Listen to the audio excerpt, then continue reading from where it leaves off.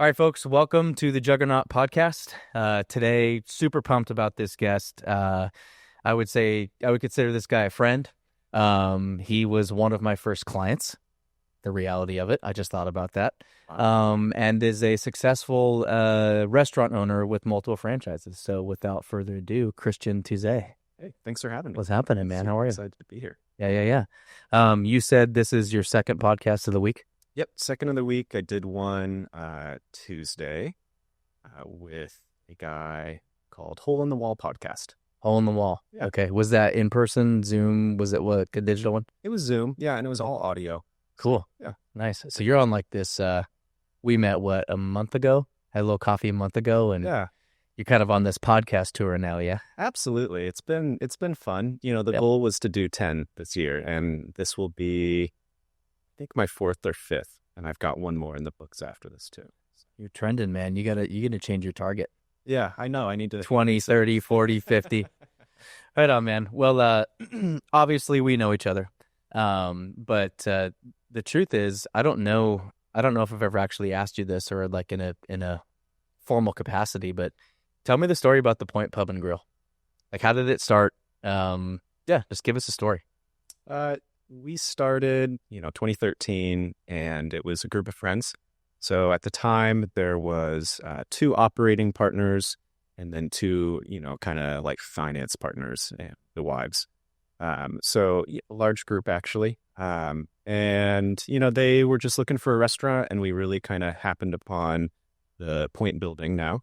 Mm-hmm. And the whole concept was kind of built around that space. So, in the shortest terms, it was just a group of friends that really wanted to start a business, start a restaurant.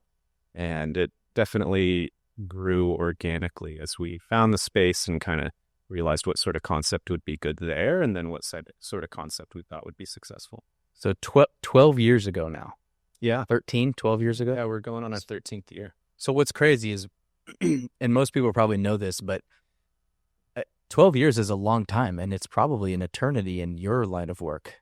Yeah. Right? I mean, kudos to you guys. Congratulations. I am obviously a longtime customer. For a while there, my wife and I lived right around the corner, and our names are probably somewhere on the floor, or at least in your QuickBooks. But no, the truth is, it's I feel like you see restaurants just come and go all the time. What do you think you guys have done to have the actual opposite happen? You're in business for 12 years and you say you started as friends. I mean, that seems, obviously it wasn't that casual when it came down to putting, pen to the paper.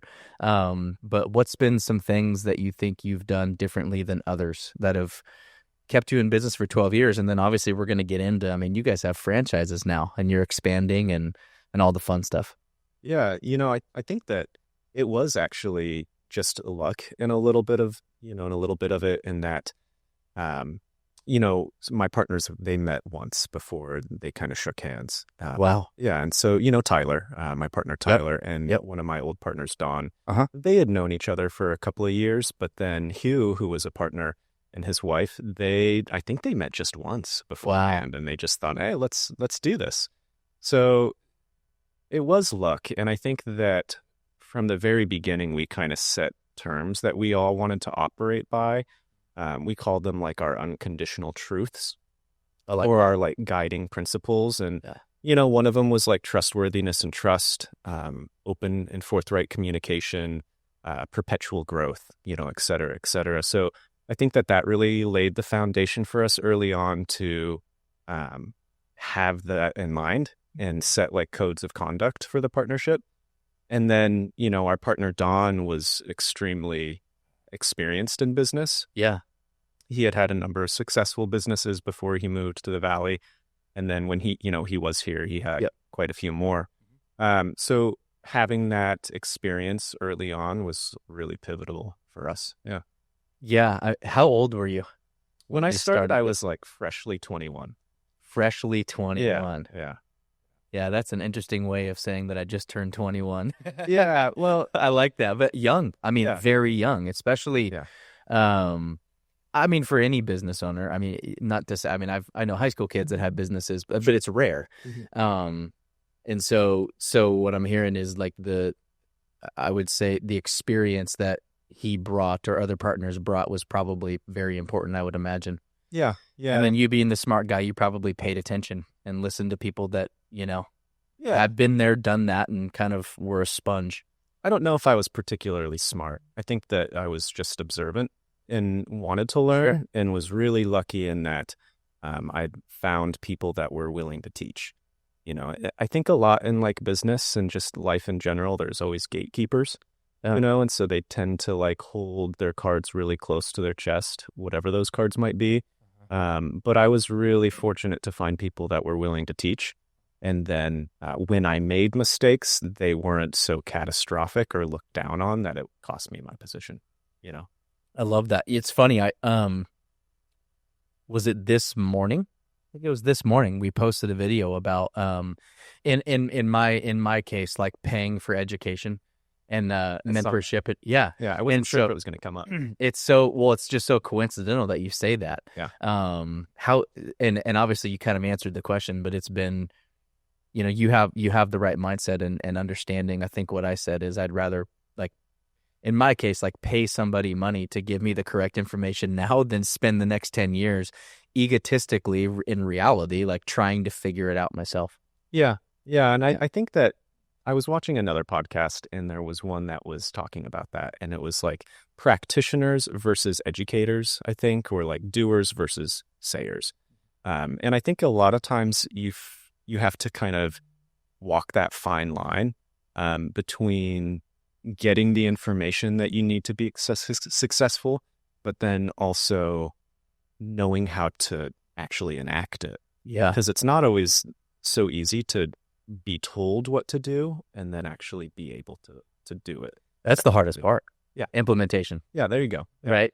And the truth of the matter is, if you find somebody with the correct information, it can be worth it could be worth it to pay any amount of money or spend any amount of time with them. But, and real talk, I mean, that's the hardest part. Yeah. Is once you leave, like the real world kicks back in and kids are sick and, your wife has an event to go to and you have, you know what I mean? And, things happen in business and, employee things come up and the drill. Yeah. So, well, I'm impressed, man, that you've been able to take that and implement it. Back to the point. So, obviously, I'm a longtime customer. I love your restaurant.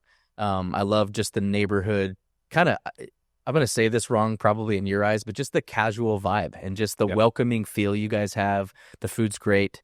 How did you guys, especially since there were so many of you, how did you sit and, let me put it this way, walk me through the process of like how you decided on like look, feel, culture, like what the restaurant was ultimately going to be from like not necessarily a culinary perspective, but like a vibe, because you guys have a certain feel to it.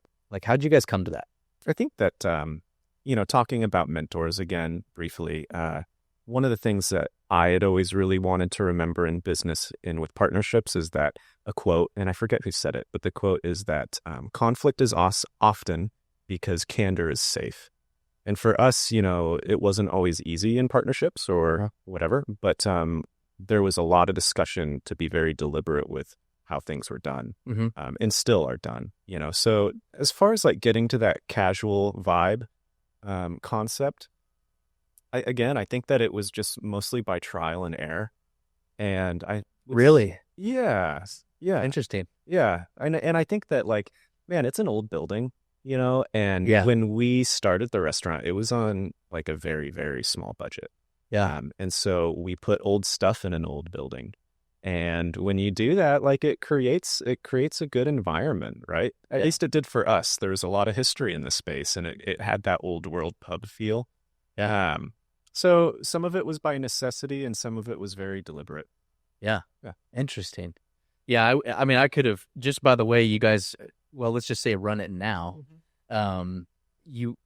It's, from my perspective, it's quite similar to what it was 10 years ago. I mean, that's good to hear. I don't feel like it is sometimes. But again, you're kind of in those four walls, so to speak, right? And of course, I couldn't tell you that I've like noticed drastic changes as the evolution. It's been 12 years. It's a long time. Sure. But I mean, I would have. the way you guys run it, I would have sworn I'm a marketing guy, and so I would have bet money that you guys sat down and like hashed out like what does this feel like when people walk in, and so it's really cool that you guys and I love that. Yeah, just a bunch of friends that have kind of figured it out along the way, which is rare. I mean, that's hard to do. I have a question. Yeah, why the restaurant business? For me, I was kind of always in it. If we look back or talk about like my childhood, it's like a 4-year-old me. My parents always ask, or friends always ask, like, what do you want to do when you grow up, right? Mm-hmm. And I always thought that I wanted to be a chef, actually, as a little kid. And then they would ask, like, well, what do you want to cook when you're a chef? And I said salad. I was just going to do salad. So, obviously it's changed, and I don't do just salad now. And I'm not a cook, I'm not a chef. But from the beginning, I definitely thought I wanted to be in the restaurant industry. My dad had a small food kiosk at one point in the mall, and he would dress me up in a chef's outfit, as like a 6 to 8-year-old, and I would go and serve the food to the tables there that he had. Yeah. So I was in that environment really young, and then, I grew up and my first job was in food service and everything like that. And I've got family overseas that has restaurants and had them. So was always just kind of around the business, not necessarily encouraged to do it by anybody, but it's just what happened. Did you go to college? Very late in the game. Yeah. What do you mean? Well, like you were talking about education, right? And yeah. So I had a really bad experience with education. I didn't do well in, primary school because I was just bored by the content. Yeah. And I got really frustrated with other people, basically having to listen to other people's questions that I thought were dumb.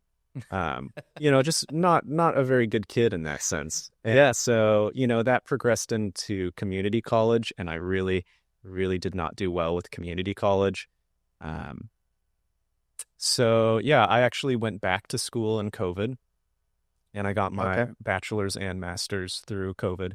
Oh, so this is like you recently went back to school. Yeah, I recently. I mean, I got my MBA 2 or 3 years ago. Wow. So yeah, very recently, and I think it worked out well for me, yeah, but not the typical path that most people take. That's interesting. I always tell people that because I barely graduated college, dude. High school is a little different because you got to bring the report cards home. Yeah, you know what I mean. Assuming you go home. Sure, whatever. Everybody's different. Yeah. But in college, I mean, you're solo. Like, I mean, you're on your own. Like, it's and I played baseball, and I'll never forget getting a call from. I think I was a junior in college, and my coach calls me on Christmas break. He's like, "Bro, you're not playing in the spring. Like, you're not academically eligible." Oh wow! And we figured it out. It actually was. It ended up actually being a mistake. I turned the paper in, and they anyway. I was able to prove like, no, I did that, but it got me. I forget what the GPA stand. It was probably a 2.0. I mean, I was a horrific. I always tell people I was just trying to figure out how to hit a curveball. Right. And like school was never. I did it so realistically I went to school so I can play baseball and then be the first one in my family to get a college degree. And I realized later like that is absolutely not why somebody should go to college. Yeah. I made my own decision. But yeah, we just posted this video too a couple of days ago about school. So how many locations do you guys have now? We have 3 open. 3 open. Yeah. And then did I see an announcement for some new ones? Yeah. You allowed to talk about that? Yeah, no, absolutely. Finally allowed to talk about it. Okay. Yeah, so 3 locations in Utah. Cool. Salt Lake City area. So it's going to be Weber County and Davis County. Cool. For, those 3 spaces. And it's all one guy, which is great. Super excited about that. But yeah, that'll put it up to 8 locations once they're all opened. Right on. Where at in Salt Lake specifically? Like, is there landmarks, as in certain shopping centers or? Yeah, so not really. I mean, we take more of at this phase of our growth, it's wide open space. So, when somebody gets a location, for the most part, there's nobody else around them. So they get to kind of pick and choose the prime spaces. So, we're looking at like Syracuse and I'm blanking all of the names of the towns because I'm on the spot. Yeah. Okay. Yeah. So I mean, we're we're taking a more holistic approach to finding the locations. So for those of you in Salt Lake, at a year from now? I think that the first one's going to be open in probably 6 to 9 months, maybe less, honestly. The next two are going to be what's called like a first generation. So it's going to be more of a ground up construction, most likely. Okay. And those will be a year to maybe 2 years out. Okay. Yeah, Salt Lake, there's some restaurants coming that you can go to that makes it feel like you're with a bunch of buddies. Exactly. That make some good food. So I love that. Get into some crazy stuff here. What's the craziest thing that's ever happened in one of your restaurants that you're allowed to talk about? Of course. Yeah, the restaurant industry in general is crazy. Yeah. I was asked this question a little while ago, and I actually really had to think on it. But I think the easiest one to talk about is probably when a lady brought in her emotional support bird.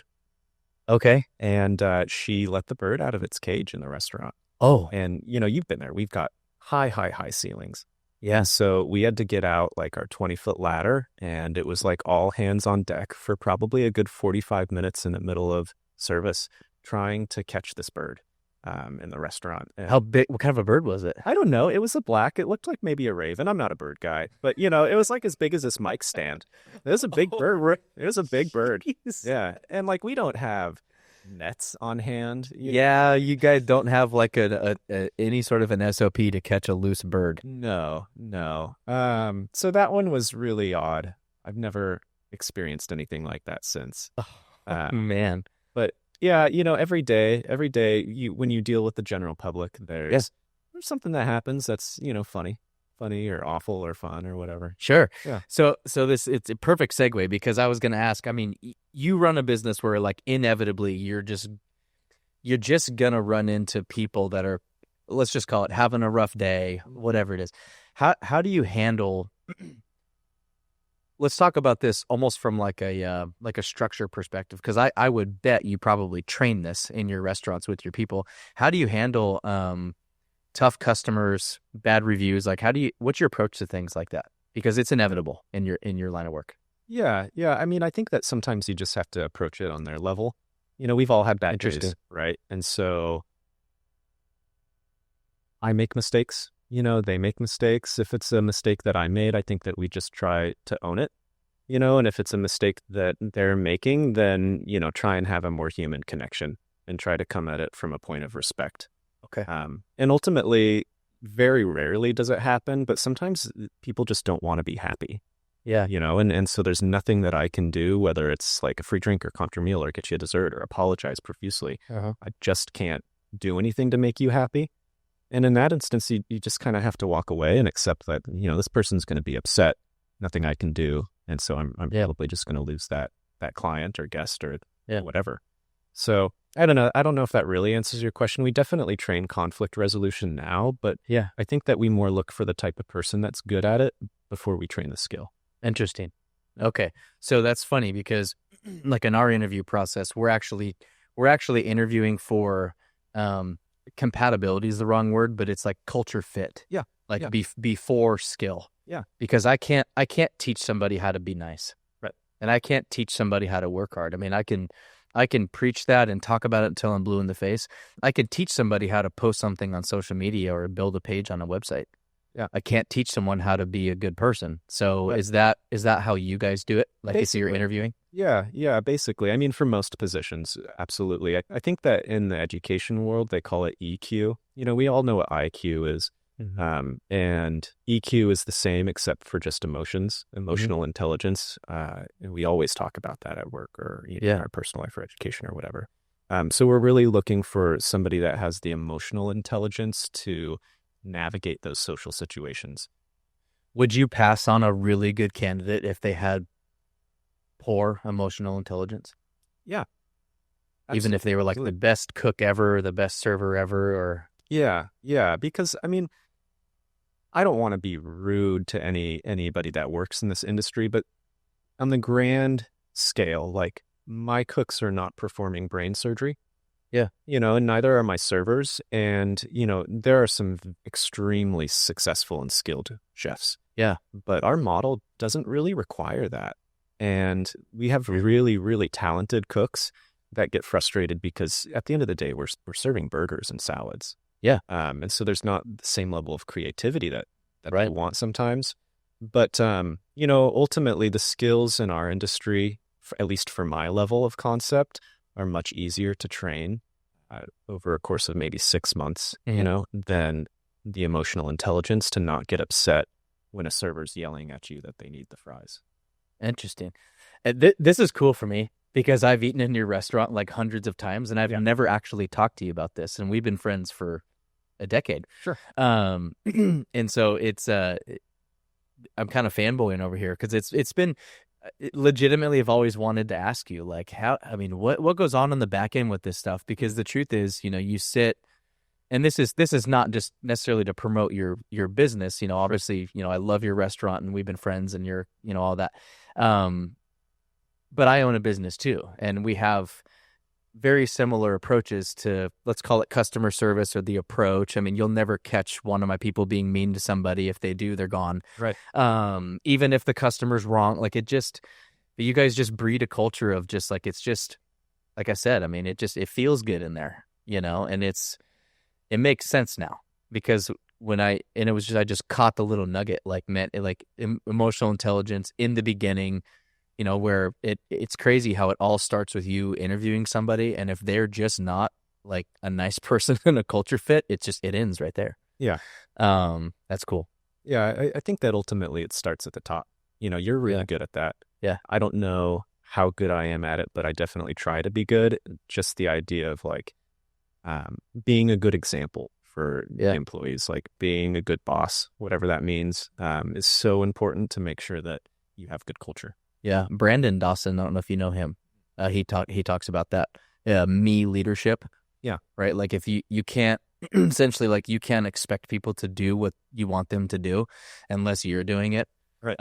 If you're a bad person, you can't make people wear shirts that say work hard and be nice to people. Yeah. And then if you're good enough at me leadership, that like lead by example, then it develops into we leadership, meaning like the people on your team, they all start working together to kind of, I guess duplicate but stay together and right. keep the culture that's coming from the top. So yeah, that's cool. You're married? Yep. Daughter? Yep. 2. Yep. Well, one daughter who's 2 years old. Yeah, correct. So question for you that I love asking entrepreneurs this, especially ones that have a family. How do you balance the work-life thing? Yeah, so it's a great question. I think for me, I've been extremely lucky to have a great wife, because I don't balance it. If I'm going to be completely honest, I don't balance it very well at all. And, super lucky to have a wife that's, for lack of a better way to put it, pretty devoted. Yeah. And so, let's go, Sarah. Yeah. Go Sarah. For Love real. Sarah. But, for me, if like we talk about my daily life, like I'll wake up around 6 to 6:30 every morning. Fridays, I wake up at 5:30, get up and go to the gym and come home, have maybe 45 minutes at home before I have to go straight to work, if not less. And, like she has my clothes picked out for me. She's got my coffee made. She has my lunch that she packs for me every day, ready to go. And so like, it's such a great support system. I don't have to worry about that aspect of my life.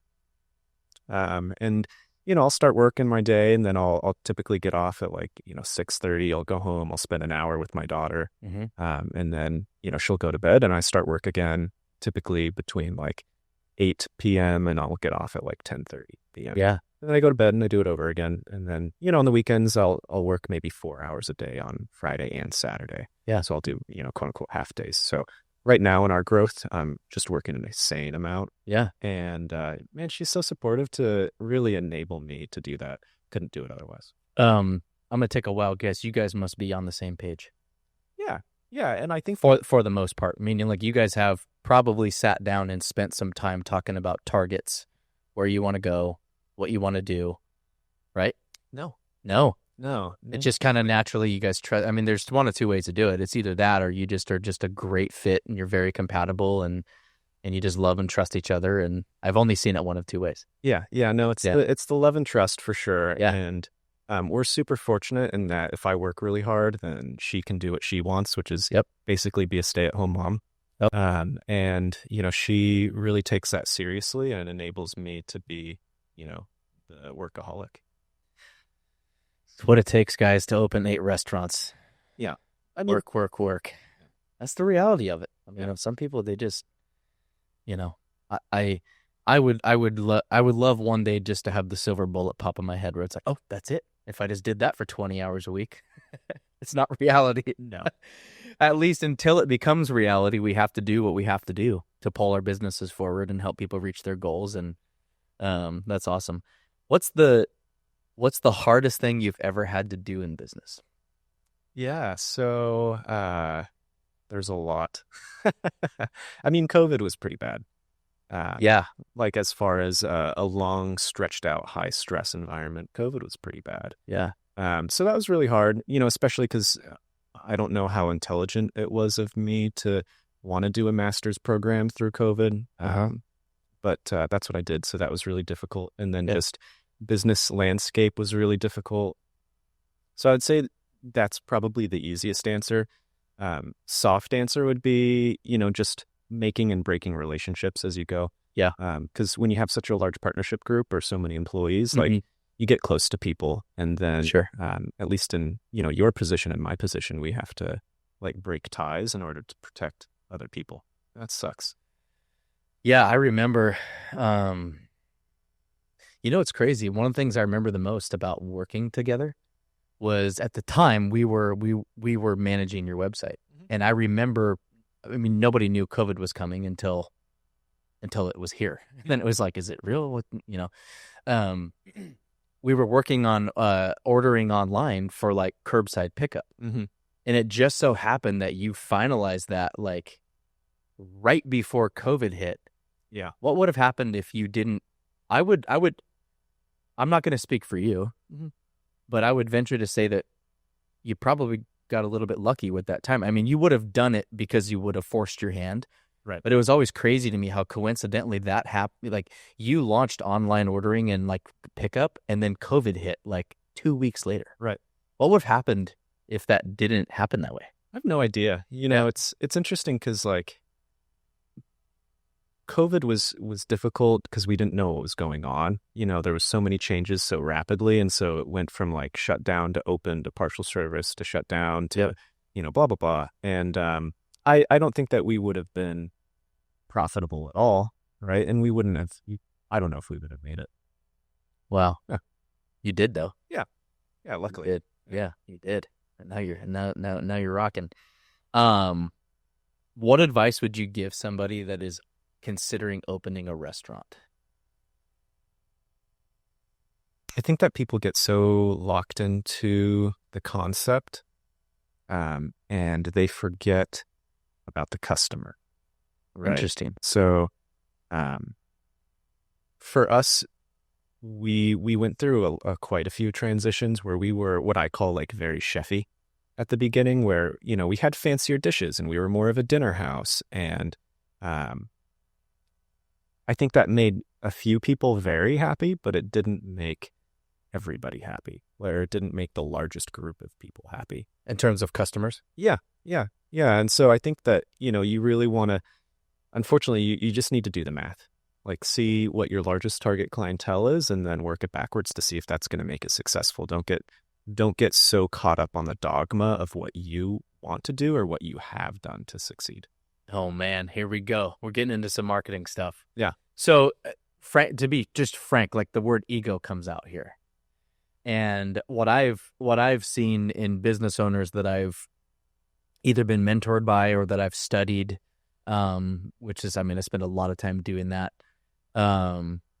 What it's dissolved to, at least tell me if you agree or disagree with this, is I'll stick to marketing for a second. The business owners that are the most successful, especially when it comes to creating products and marketing the products, they're the business owners that create things based on what the market is telling them they want.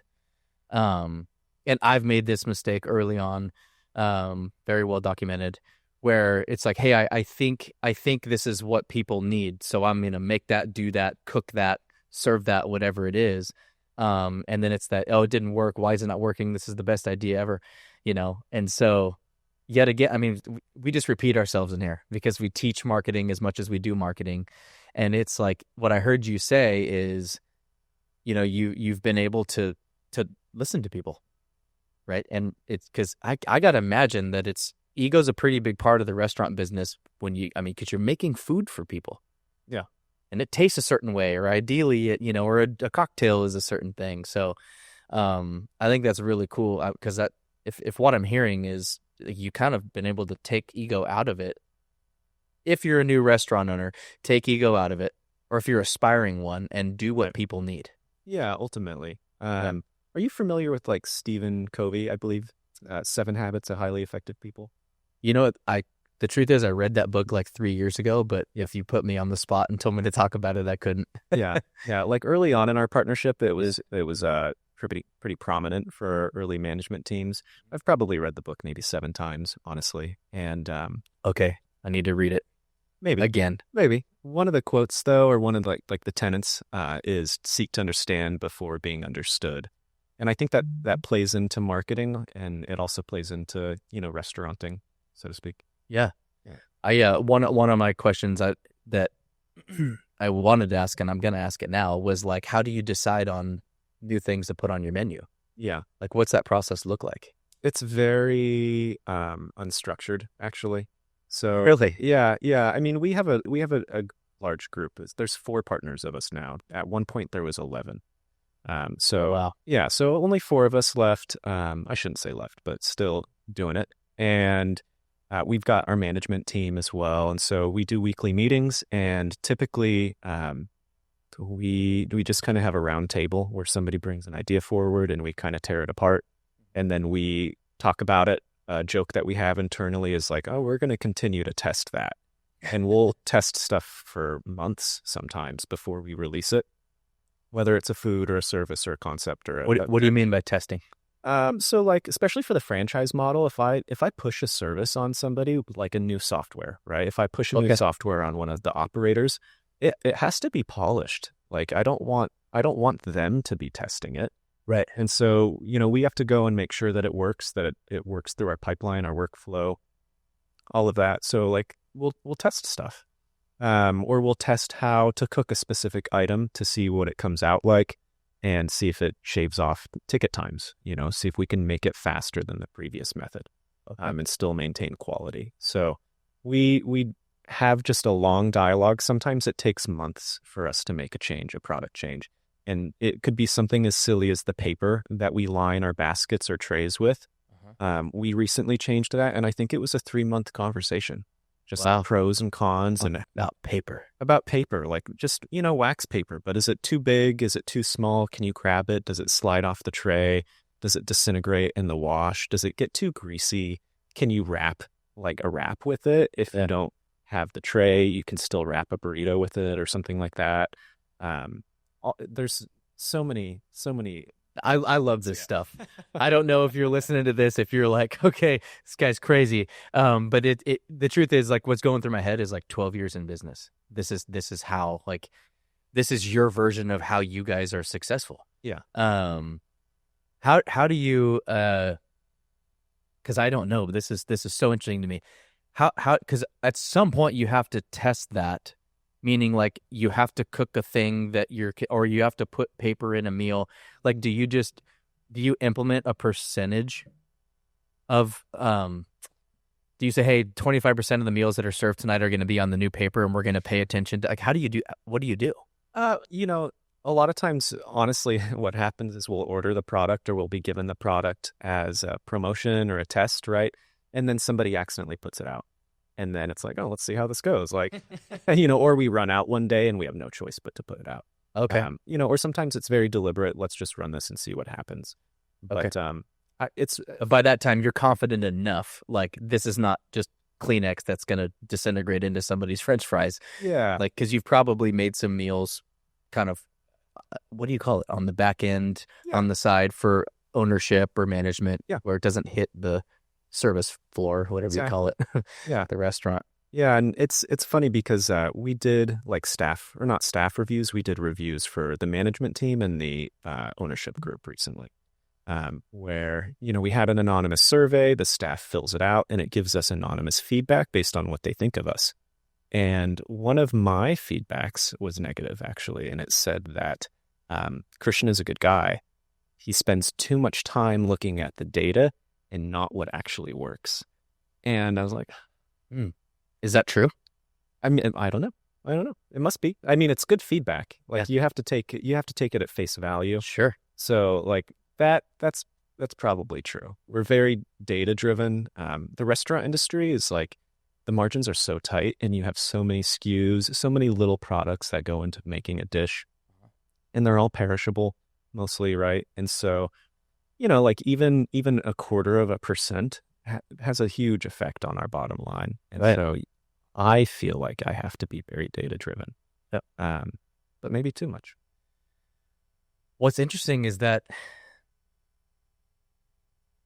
well, first of all, I agree with you. I mean, you can't be in business unless you're data driven. I mean, if you don't look at numbers, you're going out of business at some point. It's just a matter of time. It's just, frankly, it comes down to luck at that point. Like it's got to happen. When's it going to happen? I don't know. Yeah. So you have to, I suppose I'm on your side on the data thing, but what's interesting is it's interesting perspective, because that probably came from somebody that works every day in the restaurant serving customers. Yeah. You know what I mean? And they're in the trenches. Yeah. It's probably somebody that, for lack of a better word, is probably middle management. So they probably are exhausted with dealing with me about, chasing these half percentages. And then they're really on the receiving end of that, for lack of a better word, that like OCD on the data. Yeah. So I totally get it. Like it's frustrating. But you don't get to the level of performance that we are at, or anybody in the business, without being so in tune with those costs. Yeah. How much do you, so this isn't about us, but I run my business very transparent with all of my employees. Like as transparent as you can possibly be, right? Like we talk revenue in here every month. We talk because we do profit sharing and all that. Like they know, like everybody in our organization knows our annual targets, like down to what it's going to be and how much do we have to do, and every month. How not transparent's the wrong word. Like how much do you share with your everybody in your business? I think that it's hard to share the right amount. Sure. Because we just have so many costs, so many line items that, sharing too much and people get lost in the minutia of it, or, lost in translation. Yeah. We do a yearly meeting with all of our staff. And during the meeting, I take a roll of quarters, and we basically break down the costs for each of our items in 25-cent increments. Interesting. So like a great one is the Point Burger. And so every year we do that, and they break up into small groups with their rolls of quarters, so you can see exactly like how much does that piece of paper cost. A burger set, which we call is like a lettuce, tomato, pickle, onion. Like how much does that really cost? And then we translate that to the idea of like, okay, there was one that was wasted, one that was spoiled, one that was sent back because it was overcooked or undercooked. How many new burgers now do we need to sell to make up for that loss? So that's something that we do because it's real data that's easily digestible. But I'm sure that you've seen, even today, I can go on and on and on and on about costs or anything business related, and most people get so exhausted from that. Yeah. Or they don't understand it. Yeah. But I just, again, contextually for me, it's like, okay, one of the most difficult industries on the earth to like run a business, start a business brand new and run it for 12 years and expand it and grow it and now franchise it. We don't have enough time on this episode to talk about everything that goes into that. Yeah. So I'm kind of plucking some high level takeaways, and sure. And, it all starts with this feedback of, the data but not really what's working. And I just had a hunch. I'm like, man, there's no way you guys don't at least share with your staff, like, here's actually what goes into stuff. Yeah. Because I feel like if you didn't do that, you'd probably have a less percentage of a chance to be in business after 12 years. Because at least in my business, I've found like the more context people have, like the better it goes. And I don't know how else to explain it. It's cool that you sit and the quarter thing's great. I like that. It's a fun one, and we're lucky in that like a server position is essentially a commissioned salesman or saleswoman or whatever. Yeah. So those are easier conversations because they get real-time feedback on how they did. And then they also get a commission. A tip is essentially a commission. So those are really easy because they see immediate results and they understand. The conversation with the cooks can be a little bit more difficult because there's not that instant gratification. Yeah. And it's more of like a volume manufacturing job. So that's interrupted by servers coming in and going, somebody didn't like that burger. Yeah, real time. Hurry. Right. They're just about to walk out, or they're allergic to something and now they're on the way to the ER, or, hey, somebody just had a medical emergency in the dining room and, does anybody know CPR or whatever? Like that was actually something that happened a couple of weeks ago. So yeah, everybody's okay. Everybody's good. That's good. Yeah. Let's chat a little bit about marketing before we wrap this up. How important is marketing to your business? Super important. Yeah. I think that we've gone through a lot of different marketing styles, as I'm sure you've seen. Yeah. But I think that the number one reason why businesses fail is typically because they're undercapitalized. But I think the second reason would be that they don't market or they market poorly. Yeah. So it's astronomically important because you can't have a successful restaurant without what I call having butts in seats. And you get butts in seats by marketing. What are some of the things you guys do to market your business? We try to do more of a grassroots marketing. So, you've probably seen we don't do a lot of digital marketing. Yep. We've really stepped up our social marketing recently as far as like a quality of content, but our monthly budget for ads is still pretty low. Yeah. Our number one marketing is just organic, interactive interactions with our community. But when you say that, because I teach a ton of marketing and I tell people it's all about the action. Yeah. Like it's not necessarily about what you do matters. Sure. I mean, if you're a restaurant and you're running billboards in Medford, Oregon, West Coast, and you're running billboards in Texas, right? Not a good decision. That's not going to work. I mean, that's not going to make you money. But this is a great example of, because we don't push digital. I mean, we do that that's what we do. People pay us to do digital marketing. Yeah. But what we teach is whether it's digital, grassroots, somebody coming in, you guys take a ton of action. Like that's the common denominator. Yeah, like, absolutely. I mean, if in the marketing mindset, it's literally I've seen thousands of business owners, and all of them that fail take very little action, and then also, which results in not enough revenue. Which how can you have capital if you don't have revenue? It all ties together. Exactly. But then the reality is that's one, and then that's 1A. 1B is when you don't promote your business, you go out of business. Yeah. And so, and I know you guys do that. This is a great example of what we talk about. Like these guys do marketing, a lot of it, but forget that it's not digital. I mean, you guys are handing out free. Do you guys still do the free mac and cheese tokens? Is that what it is? Yeah.